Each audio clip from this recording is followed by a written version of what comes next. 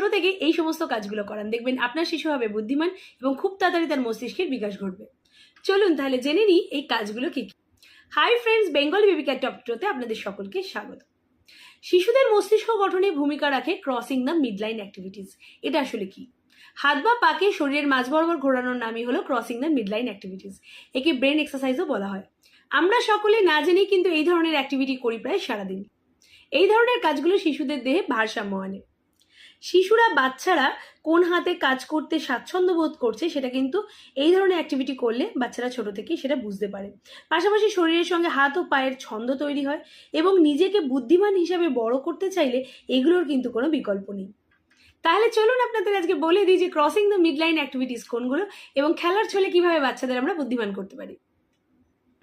সবার প্রথম বলবো, ঘরের কাজে বাচ্চাকে সাহায্য করতে দিন। ঘরে এমন সমস্ত কাজ আছে যেগুলো খুব সাধারণ কাজ, যেগুলো করলেই কিন্তু বাচ্চাদের এই ক্রসিং দ্য মিডলাইন অ্যাক্টিভিটিসগুলো হয়ে যায়।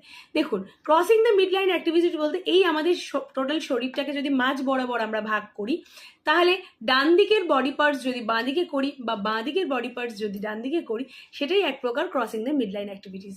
তো এই ধরনের কাজ, যেমন ধরুন যদি আপনার জানলা থাকে, কাঁচের জানলা বাচ্চাকে একটা কাপড় দিয়ে বলুন পরিষ্কার করতে, বাচ্চা এইভাবে পরিষ্কার করবে, তাহলে আমাদের হাত কিন্তু আমাদের উল্টো ধারে যাচ্ছে। ক্রসিং দ্য মিডলাইন অ্যাক্টিভিটিস কিন্তু এটা একটা। ঠিক তেমনই আপনি টেবিলের মধ্যে ধরুন প্রচুর গ্লাস সাজিয়ে রেখেছেন, সেগুলোকে বাচ্চাকে বলুন একে একে গোছাতে, বাচ্চা এইভাবে গোছাবে, তাহলে কিন্তু এটাও ক্রসিং দ্য মিডলাইন অ্যাক্টিভিটিস। বা ধরুন বাচ্চাকে আপনি মাটিতে একটু জল পড়ে আছে, বললেন একটু মুছে দাও তো বাবা, বাচ্চা কিন্তু একটা কাপড় এনে সেটাকে মুছবে, এটাও একটা crossing the midline activities. Regular বাচ্চা যখন বই পড়ছে তার মাধ্যমে কিন্তু একটা ক্রসিং দ্য মিডলাইন অ্যাক্টিভিটিস হচ্ছে, সেটা যেমন পাতা উল্টানো, বইয়ের পাতাটা যখন উল্টাচ্ছে এটাও কিন্তু একটা অ্যাক্টিভিটি। গাছে বাচ্চাকে জল দিতে দিন, সেটা কিন্তু একটা সুন্দর অ্যাক্টিভিটি হচ্ছে। তো এই ধরনের ছোট ছোট কাজগুলো যদি আমরা সন্তানদের প্রতিদিন করতে দিই, তার মাধ্যমেই কিন্তু বাচ্চাদের মস্তিষ্কের বিকাশ ঘটছে। সেকেন্ড বলবো, বাচ্চাকে রেগুলারলি আঁকতে দিন এবং রং করতে দিন। বাচ্চার রং করা এবং ছবি আঁকার মাধ্যমে কিন্তু বাচ্চাদের সৃজনশীলতা বাড়ায়। আমরা যদি বাচ্চাদের ছোট থেকেই আঁকা শেখাই, তাহলে কিন্তু বাচ্চাদের খোলা মনে সৃজনশীল চিন্তাভাবনা বাচ্চারা করতে শেখে এবং আঁকার সাথে সাথে কিন্তু বাচ্চাদের রং করতে অনেক বেশি উৎসাহিত করুন। ছবি আঁকা শিখলে কিন্তু বাচ্চাদের মস্তিষ্কের বেশ কিছু উপকার হয়। ছবি আঁকলে বাচ্চারা ছোট থেকেই অনেক কল্পনা শক্তি বাচ্চাদের বাড়ে, বা কোনো কিছু দেখলে সেটা ব্যাখ্যা বা বর্ণনা করতে শেখে খুব সহজেই। এমনকি কথা ছাড়াই কিন্তু বাচ্চারা বাচ্চাদের অনুভূতিটা প্রকাশ করতে শেখে আঁকার মাধ্যমে। গবেষণায় দেখা গেছে বাচ্চারা কোন ছবিতে কি রং ব্যবহার করবে বা একটা প্রাণীর সাথে আরেকটা প্রাণীর কিভাবে সংযোগ স্থাপন করবে, এইগুলো কিন্তু বাচ্চারা আঁকতে গেলে চিন্তা করে, আর এর মাধ্যমেই কিন্তু বাচ্চাদের মস্তিষ্কের বিকাশ ঘটে। আমি আমার মেয়ের জন্য বেশ কিছু ড্রয়িং বই কিনেছি, যেহেতু এখন ওদের গরমের ছুটি পড়ে গেছে, তাই পড়াশোনার পর অনেকটা সময় এখন ফ্রি পায়। এই সময়টাকে আমি ওকে এই বইগুলো দিয়ে বসিয়ে রাখি। আমি যে এই আঁকার বইগুলো কিনেছি, এগুলো সবই কিন্তু ফিজিক্সওয়ালা পাবলিকেশনের বই। সত্যি বইগুলো এত কালারফুল আর এত বিভিন্ন ধরনের কার্টুন, ভেজিটেবল, ফ্রুট, সমস্ত কিছুর ছবি রয়েছে। সমস্ত কিছু এর মধ্যে বাচ্চারা আঁকতেও শিখবে, তার সাথে সাথে অবজেক্টগুলোও কিন্তু চিনে যাবে। তাই ছোট বাচ্চাদের জন্য আমি বলবো আঁকার বই হিসেবে কিন্তু এই ফিজিক্সওয়ালা পাবলিকেশনের প্রতিটা বই দুর্দান্ত। এই যে বইগুলো দেখছেন, এই বইগুলোর মাধ্যমে শিশুদের রং করার সাথে সাথে ক্রিয়েটিভিটির বিকাশ ঘটে। বইয়ের এই ছবিগুলো দেখুন, এগুলো রং করতে করতে কিন্তু শিশুদের মনে গুরুত্বপূর্ণ দক্ষতার বিকাশ হয় এবং এই প্রতিটা ছবি রং করার সাথে সাথে আপনার শিশুর রঙের সম্পর্কেও কিন্তু একটা দারুণ ধারণা তৈরি হয়। আর একটা নির্দিষ্ট লাইনের মধ্যে যে রংটা করতে হয় সেই বিষয়েও কিন্তু আস্তে আস্তে দক্ষতা বেড়ে ওঠে। সাথে সাথে এই বইটা ব্যবহার করার সাথে সাথে কিন্তু আপনার শিশুর মধ্যে একটা ক্রিয়েটিভিটি এবং কনফিডেন্সও বাড়বে। আমার মেয়ে পড়াশোনার পাশাপাশি এই আঁকা আর রং করতে করতে কিন্তু ওর মধ্যে ক্রিয়েটিভিটি অনেক বেড়েছে এবং কনফিডেন্সও অনেক বেড়েছে। এই বইটা ব্যবহার করার সাথে সাথে কিন্তু আপনার শিশুরও ক্রিয়েটিভিটি এবং কনফিডেন্স বাড়তে থাকবে। তাহলে চলুন আপনার শিশুর এই বইটা কিনে দিন এবং আপনার শিশুর ভিতরকার শিল্পসত্তাটাকে বেরোনোর সুযোগ করে দিন। এই বইটা আপনারা অ্যামাজন থেকে পারচেস করতে পারেন, ডেসক্রিপশন বক্সে লিঙ্ক দেওয়া থাকবে। 40% কিন্তু এটার ওপর ছাড় চলছে, তবে ছাড়টা কিন্তু খুব অল্প সময়ের জন্য চলবে। তাই যদি বইটা বাচ্চার জন্য কিনতে হয় তাহলে এখনই পারচেস করে নিন। থার্ড বলবো, ইংরাজির আর্ট।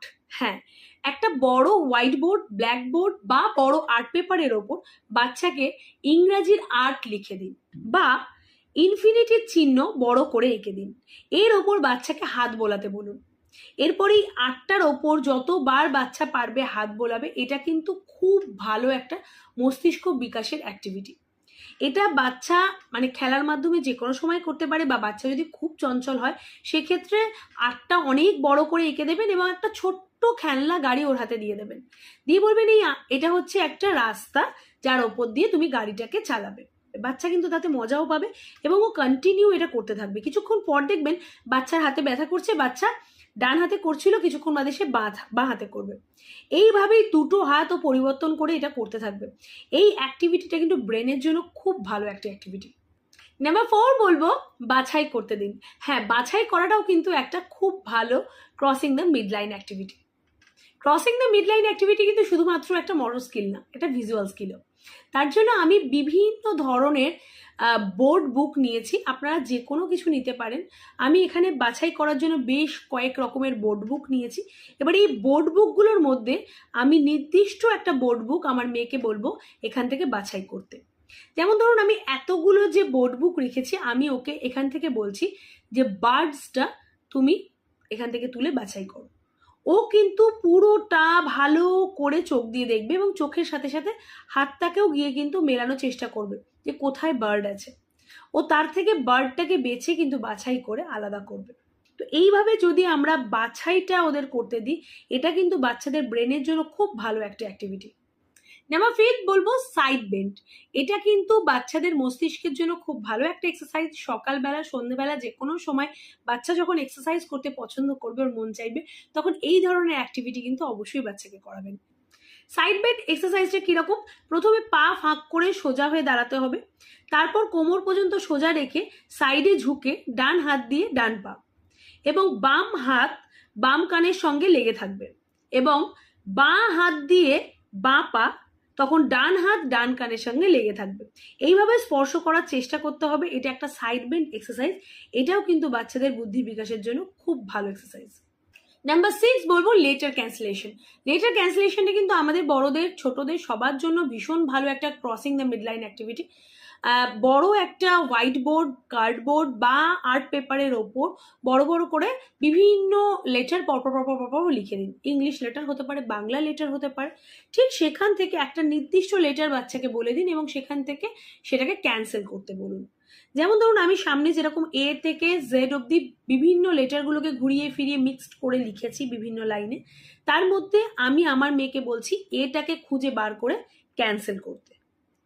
এটা কিন্তু ছোট বাচ্চাদের পড়াতেও অনেকটা হেল্প হয় এবং ক্রসিং দ্য মিড লাইন অ্যাক্টিভিটিতেও অনেকটা হেল্প হয়। বাচ্চারা কিন্তু চোখের সাথে সাথে এখানে হাতটাও চলছে, ব্রেনটাও চলছে। এটা বাচ্চাদের পড়াতেও অনেকটা হেল্প করে এবং ক্রসিং দ্য মিড লাইনেও অনেকটা হেল্প করে।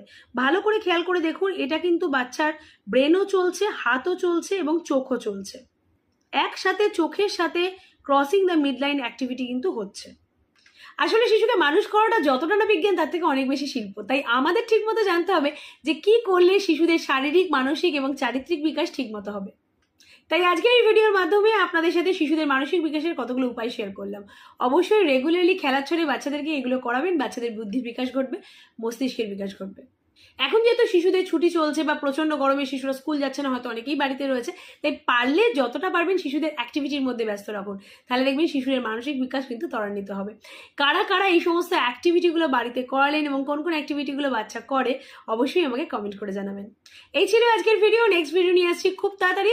দেখতে থাকুন আমার চ্যানেলটা। ভালো লাগলে ভিডিওটাকে একটু লাইক করে দেবেন, ভিডিওটা একটু শেয়ার করে দেবেন, আর আমার পাশে এইভাবেই জুড়ে থাকবেন। টাটা।